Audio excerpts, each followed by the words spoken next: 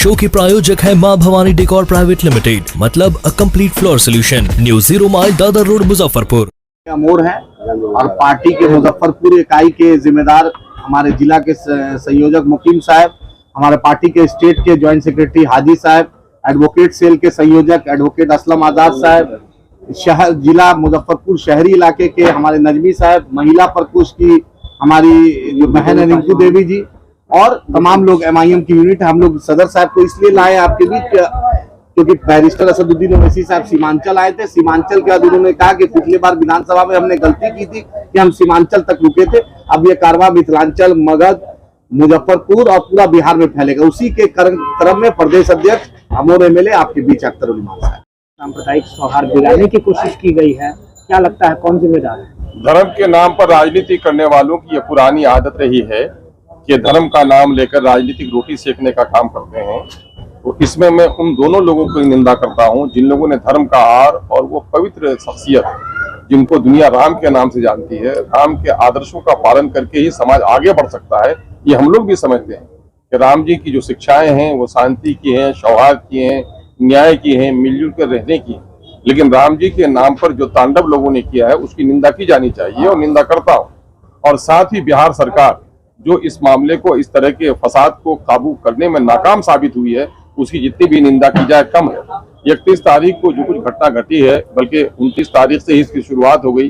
बिहार के दूसरे हिस्सों में जहां यात्रा निकाली गई उसमें एंटी मुस्लिम स्लोगन्स लगाए गए, लोगों को जय श्री राम कहने पर मजबूर किया गया। और नालंदा में तो हद की इंतहा हो गई कि वहां पर लगभग 40 दुकानें जला दी गई। मदरसा अजीजिया के लगभग 4000 धार्मिक पुस्तकों को जला दिया गया। लगभग 8-10 करोड़ की मूल्य के सामान पर आधारित वहां का जो डिजिटल मॉल रहा है उसको लोगों ने लूट लिया।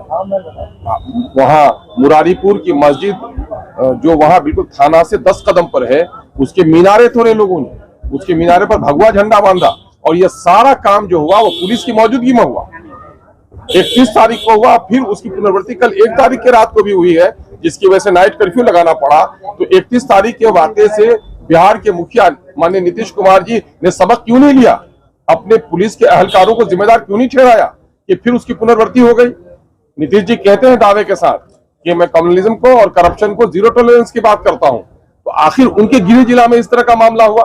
जिस नालंदा को सजाने और संवारने में उसने हसीन दुल्हन की तरफ को सजाया है, तो मैंने कहा आपने उसको हीरे भी दिए, जवाहर भी दिए, बनारस की साड़ी भी दी और जहर भी दे दिया आपने उसको। कितना कलंकित कर दिया गया नालंदा को कि नालंदा का नाम लेकर के आज अफसोस हो रहा है कि नालंदा में भाई मिल करके रहे और वहां पर दंगाई के जरिए से इस तरह की घटना घटी है। इसलिए हम लोग का मुतालबा है कि पूरे राज्य में शांति स्थापित की जाए। धर्म के नाम पर धर्म का पालन करें लोग, लेकिन दूसरे धर्मों का आदर करें। और जहां तक मुख्तलिफ मकामात पर और नालंदा में जिन लोगों का जानी और माली नुकसान हुआ है, सरकार उसकी क्षतिपूर्ति करे, उसका माकूल मुआवजा दे। जिन मुजरिमों ने यह दंगा भड़काया है, ऐसे तमाम लोगों को जेल भिजवाए। जिन संगठनों ने यह काम किया है उस पर पाबंदी लगाए। जिन अफसरों और पुलिस के अहलकारों की मौजूदगी में यह हुआ है और वो नाकाम साबित हुए हैं, ऐसे लोगों को सस्पेंड करे, उस पर कार्रवाई करे और बिहार में ऐसी घटना की पुनरावृत्ति न हो, उसके लिए बिहार सरकार संकल्प है। दौरा हुआ है, बहुत सारी बातें उन्होंने कही है। अब भाई इन लोगों का दौरा क्या, इन लोगों का मामला ही रहा है। बिहार को कैसे किस मुंह से वो आते हैं और बिहार के लोग बुलाते हैं। बिहार के लिए जिसने लाखों करोड़ देने की बात कही, जिसने करोड़ों लोगों को नौकरी देने की बात कही, जिस हुकूमत ने कहा कि हम काला धन वापस लेके आएंगे, जिसने कहा कि गरीबों को हम सस्ता सिलेंडर करेंगे, सिलेंडर महंगा किया इन लोगों ने, लोगों के गरीब के चूल्हे बुझ गए और खून निकाल लिया लोगों ने पेट्रोल और डीजल की कीमत के नाम पर। नौकरियां चली गई, लोग बेरोजगार हो गए, नोटबंदी के नाम पर, कोरोना के नाम पर, देशबंदी के नाम पर देश तबाह हो गया है।